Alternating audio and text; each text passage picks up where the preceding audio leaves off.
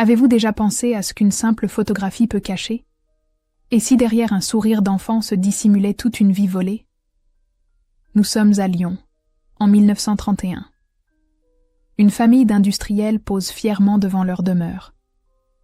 Mais sur le bord de l'image, presque invisible, se tient une petite domestique de 12 ans, les mains bandées, le regard trop grave pour son âge. Son nom est Léonie Martel. Elle ne parle plus depuis qu'elle a 6 ans.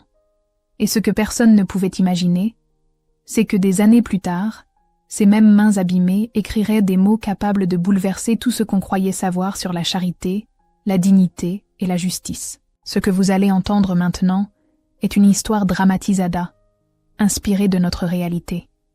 Un récit où la douleur se transforme en force et où le silence devient enfin une voix. Restez jusqu'à la fin pour comprendre comment une enfant effacée est devenue la femme qui a refusé que d'autres le soient à leur tour. Abonnez-vous à la chaîne, laissez un j'aime et dites-nous dans les commentaires de quelle ville vous regardez cette vidéo. Chaque histoire que nous racontons ici porte un fragment de mémoire, un écho du passé qui parle encore d'humanité. Lyon, 1931. Une photographie de famille devant une demeure bourgeoise. Au centre, les Duvallon, industriels textiles respectés. À droite, presque hors cadre, les domestiques alignés. Et parmi eux, une fillette aux mains bandées qui fixe l'objectif avec des yeux trop sombres pour son âge. Elle s'appelle Léonie Martel. Elle a 12 ans. Elle ne parle plus depuis 6 ans. Et ce que personne ne sait en regardant cette photo, c'est que dans 7 ans exactement, ces mêmes mains blessées tiendront un cahier qui changera tout.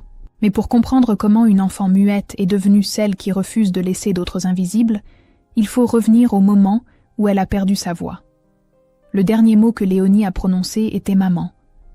C'était en 1925, dans une chaumière au bord du Rhône où la faim mordait plus fort que le froid. Son père Gaston, ouvrier saisonnier, n'avait plus de travail. Sa mère Aline, lavandière, avait les mains gercées jusqu'au sang à force de frotter le linge des riches dans l'eau glacée de la rivière.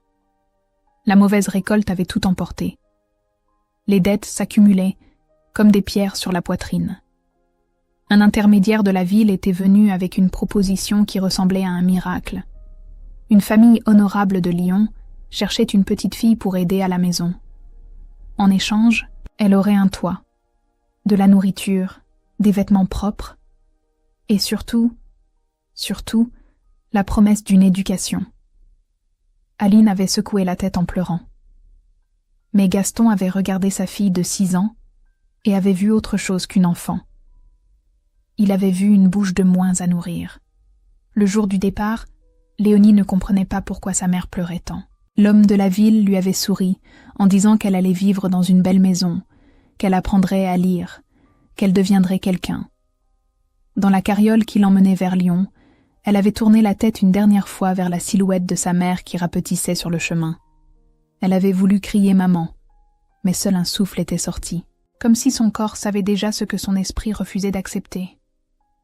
Elle ne reverrait plus jamais cette femme aux mains gercées qu'il avait portée 9 mois et abandonnée en 6 ans. La maison du Vallon était immense. Des fenêtres hautes comme des cathédrales, des escaliers de pierre qui résonnaient sous les pas, des rideaux de velours qui sentaient à la cire et l'argent. Madame Madeleine du Vallon l'avait regardée de haut en bas, avec une expression que Léonie mettrait des années à déchiffrer. Ce n'était pas de la pitié. C'était de la satisfaction. Comme quelqu'un qui vient d'acquérir un outil utile à bon prix. La gouvernante, Madame Fournier, une femme sèche au visage de granit, avait saisi Léonie par le bras. Pas de caresse, pas de sourire, juste une poigne ferme qui disait déjà tout ce qu'il fallait savoir sur cette maison. Tu es ici pour travailler. Tu dois être reconnaissante. Tu n'as pas le droit de te plaindre. Sans nous, tu serais morte de faim. Le premier soir, on avait montré à Léonie le grenier où elle dormirait. Un matelas mince sur des planches, une couverture trouée, une lucarne qui laissait entrer le vent d'hiver. En bas, elle entendait les rires des enfants du Vallon dans leur chambre chaude. Elle s'était recroquevillée sous la couverture et avait essayé d'appeler sa mère. Mais aucun son n'était sorti. Juste un sanglot silencieux qui lui déchirait la gorge. Les semaines suivantes, elle avait continué d'essayer. La nuit, quand la peur la réveillait, elle ouvrait la bouche pour appeler. Rien. Comme si ses cordes vocales s'étaient annouées, étranglées par la terreur de déranger, de décevoir, d'exister trop fort. Madame Fournier criait tellement, tout le temps, pour un verre mal essuyé, pour des pas trop lourds, pour un regard jugé insolent.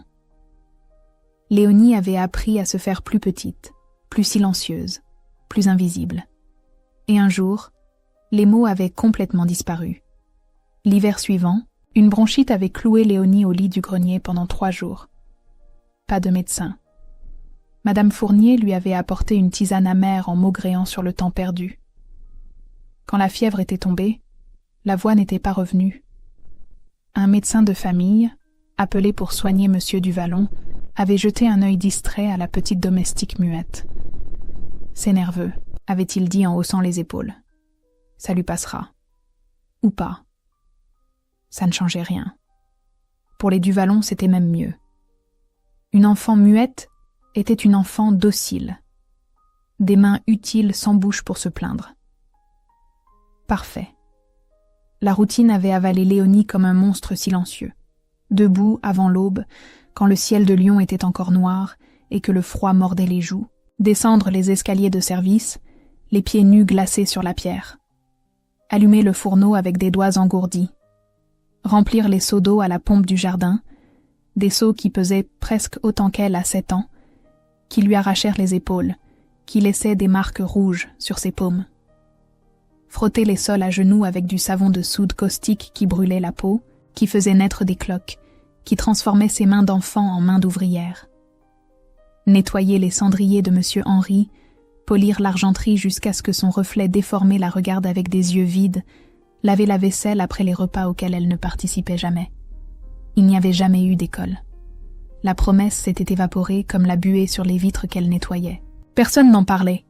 C'était comme si cette promesse n'avait jamais existé, comme si Léonie l'avait rêvée dans la carriole qui l'emmenait de son village. Les enfants du Vallon partaient chaque matin avec leurs cartables en cuir, leurs vêtements impeccables, leurs joues roses. Léonie les regardait par la fenêtre de la cuisine en frottant une casserole encrassée. Elle essayait d'imaginer ce qu'on apprenait à l'école. Les lettres mystérieuses dans les journaux. Les chiffres qui permettèrent de compter plus loin que 10. Le monde qu'elle ne verrait jamais. Et chaque jour, cette fenêtre ressemblait un peu plus à une prison. Les années 1920 finissantes en France portaient déjà les cicatrices de la Grande Guerre. Lyon bruissait d'une prospérité inégale. Les riches comme les Duvallon s'enrichissaient dans le textile, tandis que les pauvres s'entassaient dans les quartiers ouvriers. Entre les deux, un gouffre que personne ne voulait voir. Et dans ce gouffre, des centaines de petites filles, comme Léonie, placées dans des familles bourgeoises sous prétexte de charité. Les registres paroissiaux de l'époque montrent que 47 fillettes ont été ainsi placées, rien qu'à Lyon, entre 1920 et 1935. La plupart n'ont jamais revu leur famille. Beaucoup n'ont jamais appris à lire. Certaines n'ont jamais grandi. Léonie avait 9 ans quand elle a compris qu'elle ne valait rien pour les Duvallon. Ce jour-là, Madame Madeleine recevait des amis pour le thé. Léonie servait, silencieuse comme toujours, invisible comme on le lui avait appris. Une des invitées avait remarqué ses mains. « Mon Dieu, Madeleine, cette petite a les mains d'une vieille. »« C'est le travail, » avait répondu Madame avec un sourire pincé. « Elle est robuste, vous savez.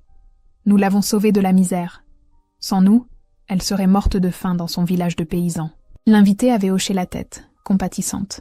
« Quelle charité vous faites, ma chère. » Léonie avait baissé les yeux sur ses mains bandées, brûlées par le savon caustique, et avait senti quelque chose se briser en elle. Ce n'était pas de la charité, c'était de la possession. Elle n'était pas sauvée. Elle était piégée. Mais dans cette prison dorée, 2 personnes voyaient encore Léonie comme un être humain. La première était Clotilde, la cuisinière. Une femme d'une 50aine d'années, veuve, qui avait perdu son propre enfant à la naissance 20 ans plus tôt. Elle ne parlait jamais de cette douleur, mais elle la portait dans ses gestes. Quand Madame Fournier n'était pas là, Clotilde glissait à Léonie un morceau de pain supplémentaire, une pomme cachée dans son tablier, un bout de fromage enveloppé dans un torchon. Elle ne disait rien. Léonie non plus. Mais leurs regards se comprenaient. Parfois, le soir, quand les mains de Léonie étaient trop abîmées, Clotilde les enduisait de graisse d'oie en silence. C'était doux et brûlant à la fois. Ces soins apaisèrent la peau, mais pas la rage qui grandissait dans le cœur de Léonie. Pourquoi Clotilde ne criait pas? Pourquoi ne disait-elle rien à Madame Fournier? Pourquoi ne la défendait-elle pas plus fort? Léonie ne comprenait pas encore que Clotilde avait ses propres peurs. Une famille à nourrir, un emploi à garder, la survie avant le courage. Le second ange gardien de Léonie était Baptiste, le jardinier. Un homme taciturne d'une 40aine d'années, ancien combattant de Verdun qui portait ses cicatrices à l'intérieur autant qu'à l'extérieur. Il ne parlait presque jamais. Peut-être parce qu'il avait vu trop de choses que les mots ne pouvaient pas contenir. Il avait remarqué Léonie dès le début. Cette petite ombre silencieuse qui traversait le jardin en portant des seaux trop lourds. Un jour de printemps 1928, alors que Léonie avait 9 ans, il l'avait appelée d'un geste. Elle avait eu peur, habituée à ce que les hommes ne lui veuillent rien de bon. Mais Baptiste s'était contenté de lui montrer une fleur, une violette. Il avait fait le geste de la sentir, puis avait touché son cœur. Modestie, avait-il articulé sans voix. Puis il avait montré une rose. Amour, un jasmin, grâce. Léonie avait compris. Il lui donnait un langage, pas celui des mots qu'elle ne pouvait plus prononcer, mais celui des fleurs qui poussaient malgré tout. Pendant des mois, Baptiste avait enseigné à Léonie la langue secrète du jardin. Quand elle était triste, elle touchait une pensée sauvage. Quand elle voulait dire merci à Clotilde, elle laissait une violette dans son tablier. Quand la colère lui tordait le ventre, elle arrachait des mauvaises herbes avec une violence qui faisait peur. Baptiste ne disait rien. Il la laissait être. C'était le premier adulte qui ne lui demandait pas d'être reconnaissante, docile, invisible. Il lui permettait d'exister, même en silence. Parfois, il lui montrait ses propres cicatrices, une au bras, une au dos. Il pointait, puis faisait le geste de continuer à marcher. Survivre. Léonie avait compris. Lui aussi portait une guerre à l'intérieur. Lui aussi avait perdu sa voix, même s'il pouvait encore parler. Quand Léonie a eu 12 ans, quelque chose a changé. Le fils aîné des Duvallon, Pierre, 17 ans, avait commencé à la regarder différemment. Plus comme une enfant, comme autre chose. Des regards qui traînaient trop longtemps, des frôlements dans les couloirs qui ne ressemblaient pas à des accidents. Léonie avait senti le danger avant de pouvoir le nommer. Un soir, alors qu'elle montait au grenier, Pierre l'avait suivie dans l'escalier de service. Il avait touché son épaule. Elle s'était figée, le cœur battant si fort qu'elle pensait qu'il allait exploser. Mais une voix avait retenti en bas. Celle de Monsieur Henri. « Pierre, viens ici, immédiatement. » Le garçon était redescendu. Léonie avait entendu la conversation étouffée. « Pas celle-là. Tu m'entends? Ça causerait des problèmes. » Henri ne parlait pas de moralité. Il parlait d'inconvénients. Léonie avait compris ce soir-là qu'elle n'était même pas digne d'être une victime. Elle était juste un problème potentiel à éviter. Le lendemain, Baptiste s'était mis à rester plus longtemps près de la maison. Il travaillait sous les fenêtres, taillait les haies près de la porte de service, trouvait toujours une raison d'être visible. Léonie avait compris. Il la protégeait. Pas par héroïsme, pas par justice, mais parce que dans son silence à lui, il reconnaissait le silence d'elle. 2 âmes brisées qui refusaient de voir une 3e se briser. C'était imparfait, insuffisant, mais c'était tout ce qu'il pouvait offrir. Et pour Léonie, c'était déjà immense.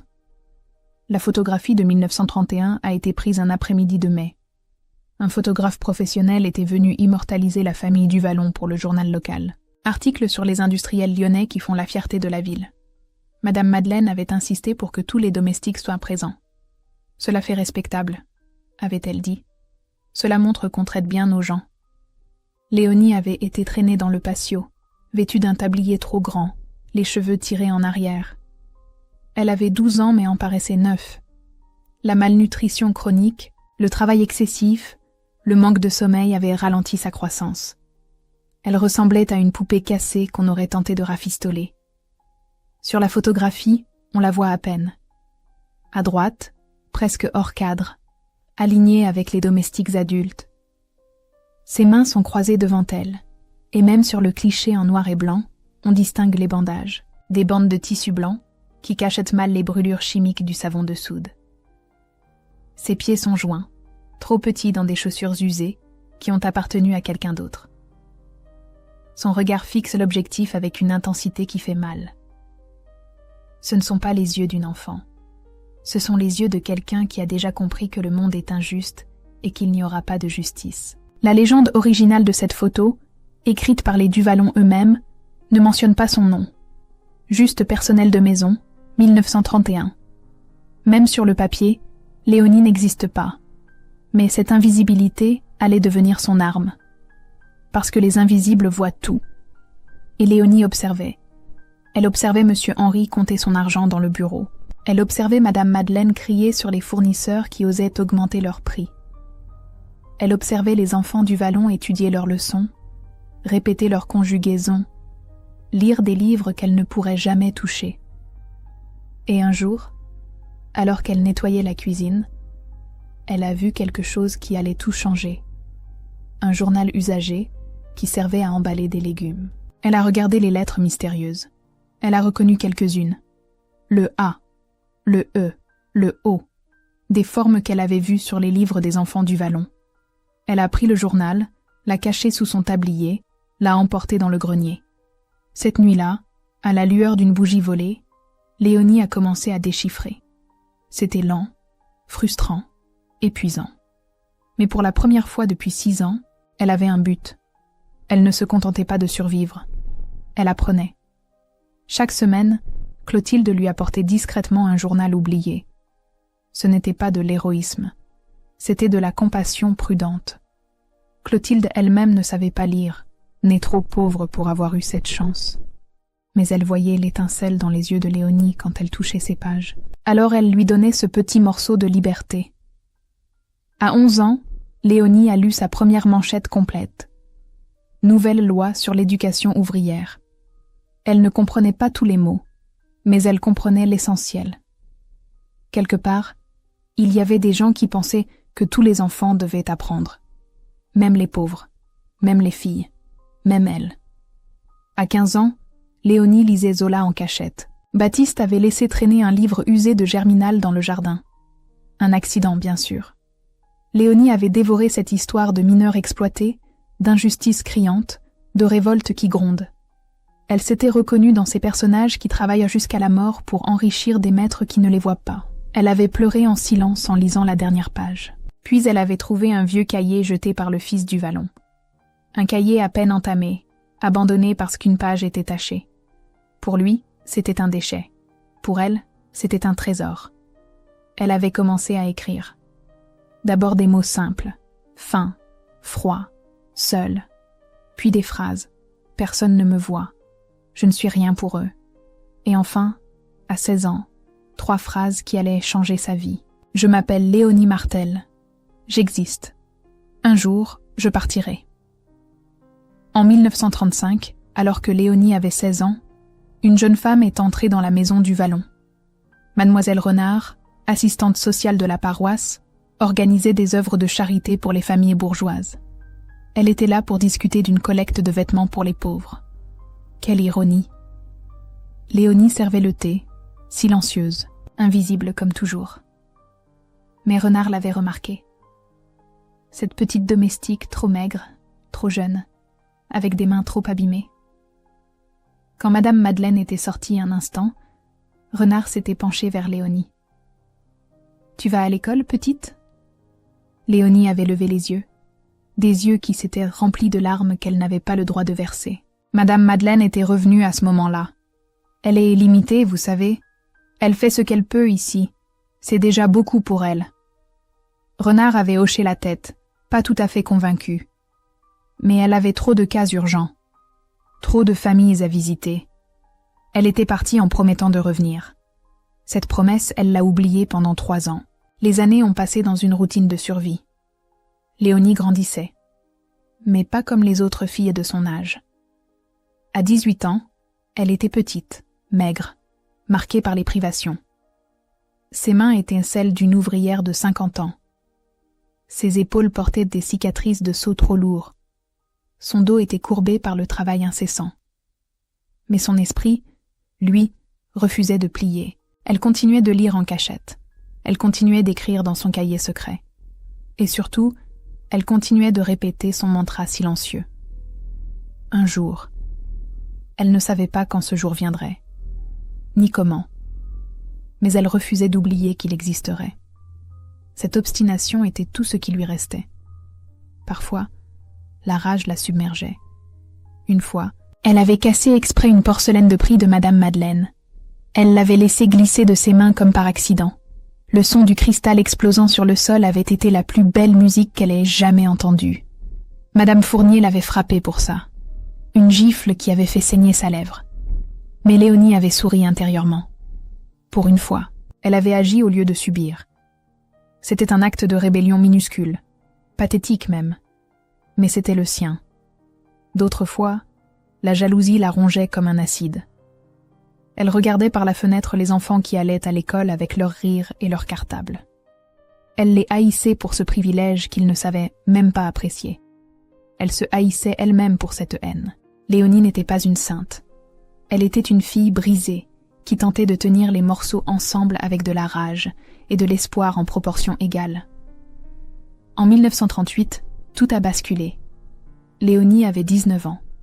19 ans dont 13 passés dans cette maison. 13 ans de travail sans salaire, sans éducation formelle, sans enfance. 13 ans où elle avait été une possession, pas une personne. Mademoiselle Renard était revenue. Plus la jeune assistante sociale naïve de 1935. Maintenant, elle travaillait pour l'Association de protection de l'enfance lyonnaise, une organisation laïque qui commençait à questionner les pratiques d'exploitation domestique. Elle avait revu Léonie, même tablier usé, même silence, même main détruite, mais surtout, même regard. Ce regard qui disait « Je suis prisonnière sans pouvoir prononcer les mots ». Renard avait demandé à parler seule avec les domestiques. Clotilde, fatiguée de porter ce secret depuis 13 ans, avait craqué. Elle est arrivée ici, enfant.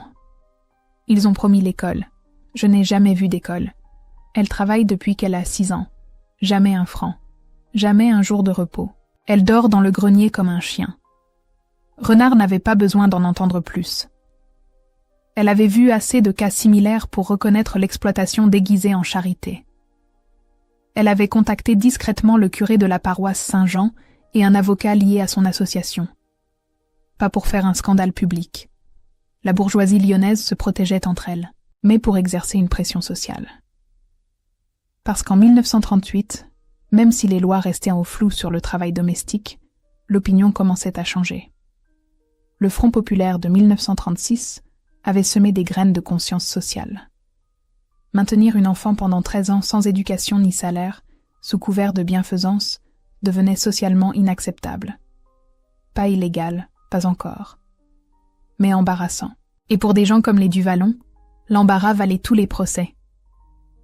Le jour de la confrontation, Léonie était dans la cuisine avec Clotilde quand elle a entendu des voix inhabituelles dans le salon. Elle a reconnu celle de Renard. Puis une voix masculine qu'elle ne connaissait pas. « Un avocat », a chuchoté Clotilde en pâlissant. « Ils sont venus pour toi. » Léonie a senti son cœur s'arrêter. Elle ne savait pas si c'était de l'espoir ou de la terreur. Clotilde l'a attrapée par le bras et l'a traînée près de la porte du salon, juste assez près pour entendre sans être vues. Ce qu'elles ont entendu allait changer tout. Monsieur Henri parlait d'une voix forte, indignée. « Nous avons sauvé cet enfant de la misère. Nous lui avons donné un toit, de la nourriture, une vie décente. Sans nous, elle serait morte dans son village de paysans. C'est de l'ingratitude que de remettre notre générosité en question. » Renard a répondu d'une voix calme mais ferme. « Vous avez pris une enfant de 6 ans. Vous lui avez promis une éducation. Elle a maintenant 19 ans. Elle ne sait ni lire ni écrire. » Léonie, cachée derrière la porte, a failli sourire amèrement, si seulement Renard savait qu'elle lisait Zola en cachette. Mais cette ignorance était sa protection. Madame Madeleine a pris la parole, sa voix coupante comme du verre. Elle est limitée, mademoiselle. Mentalement limitée. Nous avons fait ce que nous pouvions. Elle n'aurait jamais pu suivre une éducation normale. Nous lui avons offert ce qu'elle pouvait gérer. Un travail simple, un foyer stable. C'est déjà énorme pour quelqu'un comme elle. L'avocat a sorti alors des documents. Registres paroissiaux montrant que Léonie avait été placée à 6 ans avec promesse d'éducation. Témoignages de voisins qui confirmaient qu'elle travaillait depuis son arrivée. Certificats médicaux montrant ses mains déformées par le travail précoce. Le mutisme sélectif traumatique était décrit dans les manuels médicaux depuis la fin du XIXe siècle. Ce n'était pas une limitation mentale. C'était une réponse au trauma. L'avocat n'a pas accusé directement. Il a simplement dit, avec la précision d'un chirurgien, que la situation pouvait devenir problématique si elle était connue, que d'autres familles lyonnaises avaient déjà été questionnées, que l'Église elle-même commençait à réviser ses pratiques de placement, que si les Duvallon souhaitaient préserver leur réputation d'industriels honorables, il serait sage de régulariser cette situation délicate avec discrétion et dignité. Henri a blêmi. Madeleine a serré les dents. Le curé, présent en médiateur, a ajouté doucement qu'il y avait une solution simple. Libérer la jeune fille, lui offrir une compensation modeste, permettre à l'Église de placer Léonie dans un pensionnat-atelier où elle pourrait apprendre un métier honnête. Tout cela en silence, sans publicité, pour le bien de tous. C'était l'offre qu'on ne pouvait pas refuser. Pas parce qu'elle était juste, mais parce que refuser signifierait le scandale. Et le scandale, pour la bourgeoisie lyonnaise, était pire que l'injustice. Monsieur Henri a regardé sa femme. Un regard dur, calculateur. Puis, il a dit, d'une voix froide comme la pierre, « Très bien, qu'on en finisse, qu'elle parte. Nous lui donnerons une petite somme pour éviter tout désagrément, mais qu'elle ne revienne jamais réclamer quoi que ce soit. C'est notre dernière générosité envers elle. » Léonie, derrière la porte, tremblait de tout son corps. C'était en train d'arriver. Après 13 ans, la porte de la cage s'ouvrait. Mais au lieu de joie, elle ressentait une terreur paralysante. Le monde extérieur était immense, inconnu, dangereux. Ici, au moins, elle savait à quoi s'attendre. La douleur était familière. La liberté, elle, était terrifiante.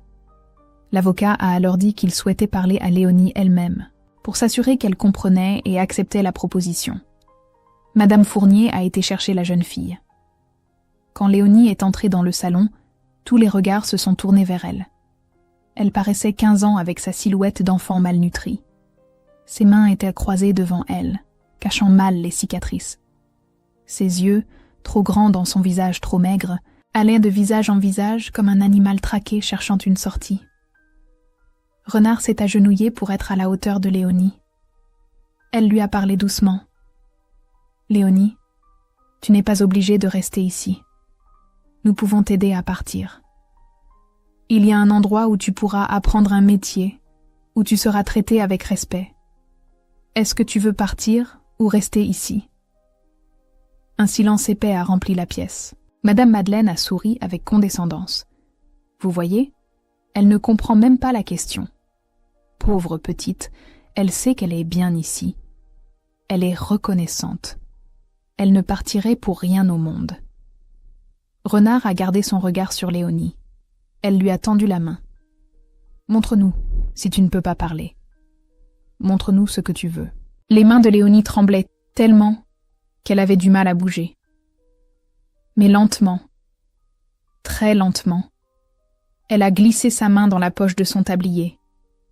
Elle en a sorti le cahier. Le précieux cahier usé qu'elle cachait depuis des années. Le cahier que personne ne savait qu'elle possédait. Elle l'a ouvert à la page qu'elle avait écrite et réécrite 100 fois, attendant ce moment, sans savoir s'il viendrait jamais. Renard a lu à voix haute, lentement, pour que chaque mot résonne dans le silence du salon.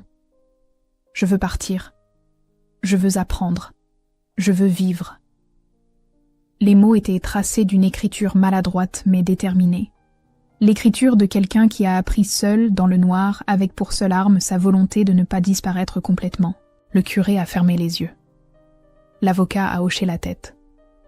Henri a pâli. Madeleine a tenté d'arracher le cahier des mains de Renard. Comment ose-t-elle? Elle nous a volé ce cahier. Elle a menti.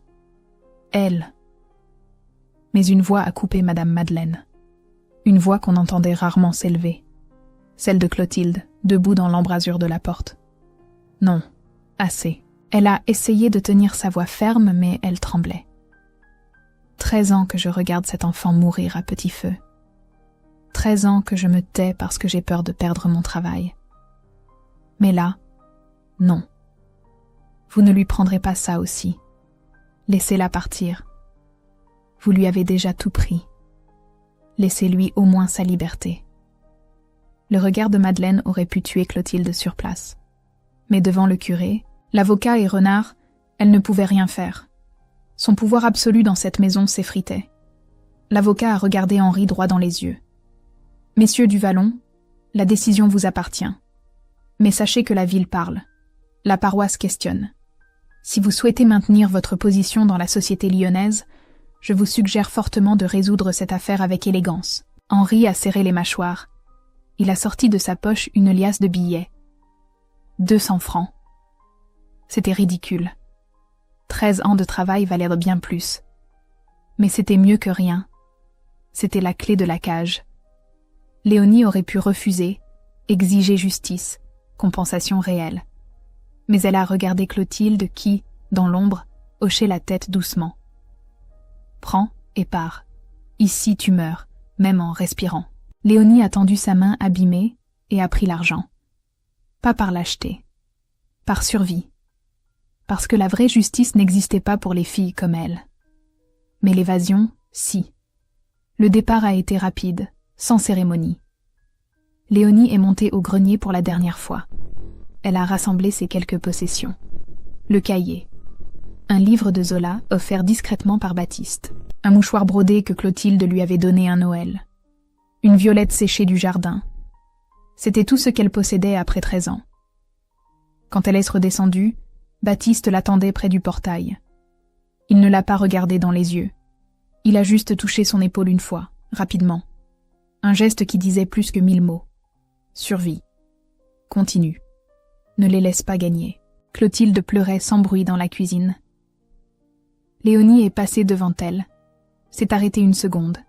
A touché sa main. Merci.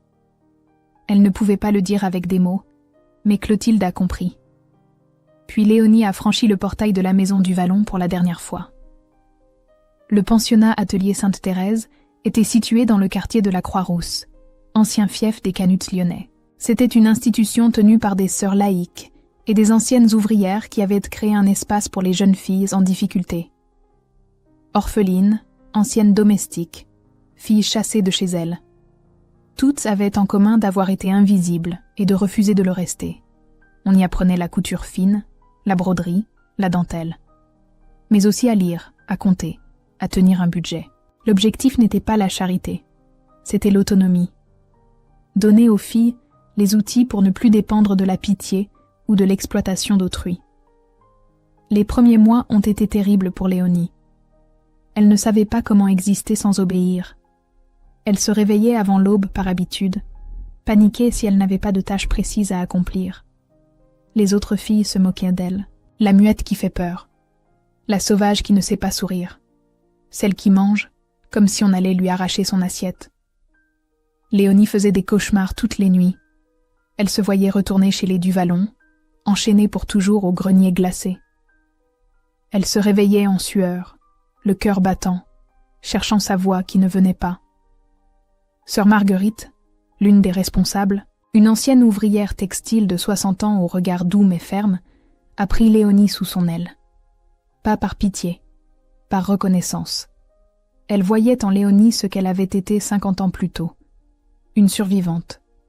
C'est en cousant que Léonie a commencé à guérir. Ses mains détruites par le travail brutal, possédaient une précision incroyable. Les cicatrices s'avèrent créer une sensibilité tactile exceptionnelle. Elle sentait les tissus, comprenait leurs grains, leurs tensions. Ses points étaient réguliers, délicats, parfaits. Un jour, sœur Marguerite a examiné son travail et a dit simplement « Tu as un don, Léonie ». C'était la première fois de sa vie qu'on lui disait qu'elle était douée en quelque chose. Pas docile, pas reconnaissante, douée. Léonie a pleuré en silence pendant 1 heure après ce compliment. Des larmes de soulagement. Peut-être qu'elle valait quelque chose après tout. À 20 ans, Léonie a rencontré Simone, une autre pensionnaire, ancienne domestique elle aussi, qui avait fui une famille violente à 16 ans. Simone parlait pour deux. Elle racontait des histoires drôles, imitait les bourgeoises prétentieuses, faisait rire tout le monde. Elle ne s'est pas moquée de Léonie. Elle lui a parlé comme à une égale, sans attendre de réponse vocale. Elles ont créé leur propre langage, des gestes, des regards, des sourires. Pour la première fois, Léonie a eu une amie, une vraie. Pas quelqu'un qui la protégeait par compassion, mais quelqu'un qui l'aimait pour ce qu'elle était. Un soir, Simone l'a prise par la main et l'a fait danser dans le dortoir sur une chanson qu'elle fredonnait. Léonie ne savait pas danser. Elle a trébuché, ri sans son, pleuré de joie. C'était le premier moment de bonheur pur de sa vie. La voix est revenue par fragments, comme une plante qui repousse après un incendie. En 1941, Léonie avait 22 ans. Une sœur infirmière du pensionnat, sœur Anne-Marie, avait étudié les traumatismes de guerre chez les soldats mutiques. Elle a proposé à Léonie des exercices doux. Respirer profondément. Faire vibrer la gorge sans forcer. Imaginer un son qui sort naturellement, sans peur. Un après-midi de printemps, alors que Léonie cousait près de la fenêtre ouverte, un oiseau s'est posé sur le rebord. Elle a voulu l'appeler, instinctivement. Et un son est sorti, un simple « ah » rauque, cassé, à peine audible. Mais un son. Léonie a laissé tomber son ouvrage. Elle a porté les mains à sa gorge, incrédule. Simone a couru vers elle. « Tu as parlé, tu as parlé. » Léonie a pleuré pendant des heures. 16 ans de silence brisé en 1 seconde.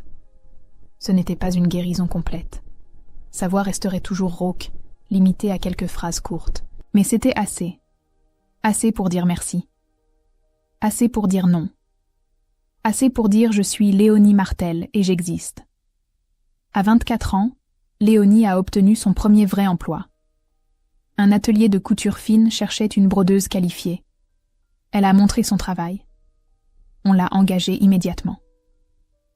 Pour la première fois de sa vie, elle a reçu un salaire.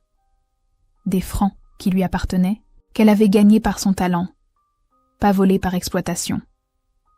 Elle a pleuré en serrant ses premiers billets. Puis elle est allée acheter du pain. Pas les restes qu'on lui jetait. Du pain frais, encore chaud, qu'elle a choisi elle-même. Elle l'a mangé lentement, savourant chaque bouchée. C'était le goût de la liberté. Les années ont passé dans une reconstruction lente mais réelle. Léonie est devenue une couturière respectée. Elle économisait chaque sou. En 1950, à 31 ans, elle a ouvert son propre atelier. Minuscule. 3 machines à coudre, une table de coupe, des étagères de tissu. Mais c'était à elle. Et dès le début, elle a eu une règle. Elle embauchait des jeunes filles en difficulté, orphelines, anciennes domestiques, filles chassées, maltraitées, oubliées. Elle leur apprenait la couture. Elle leur donnait un salaire juste. Elle les traitait avec dignité, parce qu'elle savait ce que c'était d'être invisible. Et elle refusait de laisser d'autres vivre ce qu'elle avait vécu. Son atelier est devenu une référence discrète à Lyon, pas célèbre, pas riche, mais solide, honnête, bon. Les clients savaient que le travail était impeccable. Les filles savaient qu'elles y trouveraient non seulement un métier, mais aussi du respect. Léonie ne parlait presque pas de son passé. Juste parfois, quand une nouvelle apprentie arrivait terrorisée, marquée, brisée, elle lui montrait ses mains, les cicatrices permanentes. Et elle disait, de sa voix rauque, « Regarde, j'ai survécu. Toi aussi tu survivras. Et plus que ça, tu vivras. » En 1965, Une exposition locale à la mairie du 2e arrondissement présentait des photographies anciennes de Lyon. Souvenirs de la ville entre les deux guerres. Un collectionneur local avait acheté des archives lors de la vente d'une propriété du Vallon, après la mort d'Henri en 1963. Parmi les documents, cette photo de 1931. Personnel de maison. Elle avait été encadrée et accrochée dans la petite salle d'exposition, entre une photo d'usine textile et un portrait de rue. Léonie, 46 ans maintenant, avait été invitée par une de ses apprentisses, Marianne, 17 ans, ancienne orpheline qu'elle formait depuis 2 ans. Elle marchait tranquillement entre les clichés en noir et blanc quand Marianne s'est arrêtée brusquement. « Madame Léonie, regardez. Cette petite fille. Elle vous ressemble. » Léonie s'est approchée lentement. Elle ne l'avait pas vue depuis 34 ans. Cette photo qu'elle pensait enfouie, oubliée, morte avec ses bourreaux. Et la voilà, exposée, comme un témoignage muet d'une époque. Elle s'est vue. 12 ans, tablier trop grand, mains bandées, regard vide d'enfant qui a déjà trop vu. Position marginale, presque hors cadre, comme si même le photographe avait voulu l'effacer. Au centre, les du Vallon, fiers, prospères, respectables. Des monstres ordinaires qui ne savaient même pas qu'ils en étaient. Marianne a murmuré « Qui est-ce, madame ?» Cette petite fille, elle a l'air si triste. Qu'est-ce qui lui est arrivé? Léonie a regardé ses propres mains. 46 ans. Les cicatrices n'avaient jamais disparu. Les déformations légères des articulations non plus. Mais ces mains-là, maintenant, tenaient des ciseaux de couturière, pas des seaux d'eau glacés. Ses mains créaient de la beauté au lieu de servir la laideur. Elle a regardé Marianne, cette jeune fille qu'elle avait accueillie 6 mois plus tôt, battue par son oncle, sans nulle part où aller, sans avenir. Cette jeune fille qui maintenant souriait, apprenait, rêvait. Léonie a touché doucement le bras de Marianne et a répondu, de sa voix rauque qui portait le poids de toutes les années. C'est quelqu'un que personne ne voyait. Maintenant, c'est celle qui ne laisse plus personne invisible. Marianne a regardé Léonie avec des yeux ronds. « C'est vous ?» Léonie a hoché la tête une fois. Marianne a pris sa main, celle aux cicatrices permanentes, et l'a serrée fort. « Vous avez sauvé ma vie, madame. Vous le savez, n'est-ce pas ?» Léonie a souri, un sourire triste mais réel. « Je n'ai pas sauvé ta vie, petite. Je t'ai juste aidée à la reprendre. C'est différent. » Elles sont restées là quelques minutes, devant la photo, 2 générations de survivantes liées par la même détermination. Puis elles sont parties, laissant derrière elles l'image figée d'une enfance volée, mais pas détruite. Léonie n'a jamais cherché à récupérer cette photo. Elle appartenait au passé. Ce qui comptait, c'était le présent. Son atelier employait maintenant 12 jeunes filles. Certaines restaient quelques mois, le temps de trouver leur voie. D'autres des années, devenant elles-mêmes des couturières confirmées. Toutes partaient avec un métier, une dignité et la certitude qu'elles valaient quelque chose. Léonie ne parlait jamais publiquement de son histoire. Pas d'interview, pas d'article, pas de médaille. Elle refusait d'être transformée en symbole. Elle voulait juste travailler, aider, transmettre. Quand Léonie est morte en 1982, à 63 ans, d'une pneumonie qui a emporté ses poumons fragiles en quelques jours, près de 200 personnes ont assisté à ses funérailles. Des anciennes apprenties devenues femmes, mères, grand-mères, des clientes fidèles, des voisins de quartier. La fille de Clotilde, qui avait appris le courage de sa mère cette journée de 1938. Le petit-fils de Baptiste, qui portait le prénom de son grand-père et connaissait l'histoire de la fillette muette que son aïeul avait protégée à sa manière imparfaite. Aucun du Vallon n'est venu. Leur nom s'était éteint avec Henri. Mais celui de Léonie vivait dans chaque fille qu'elle avait aidée à devenir elle-même. Sur sa tombe simple au cimetière de la Guillotière, on a gravé juste son nom et ses dates. Léonie Martel, 1919-1982. Pas de grands discours. Pas d'épitaphe poétique. Mais dans les cœurs de celles qui l'avaient connue, il y avait cette vérité. Elle avait transformé 13 ans d'invisibilité en 63 ans de présence.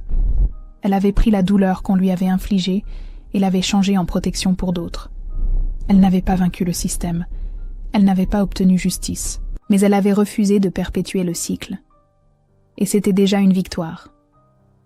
Aujourd'hui, la photographie de 1931 se trouve dans une boîte d'archives familiale, conservée par Marianne, l'ancienne apprentice devenue gardienne de cette mémoire.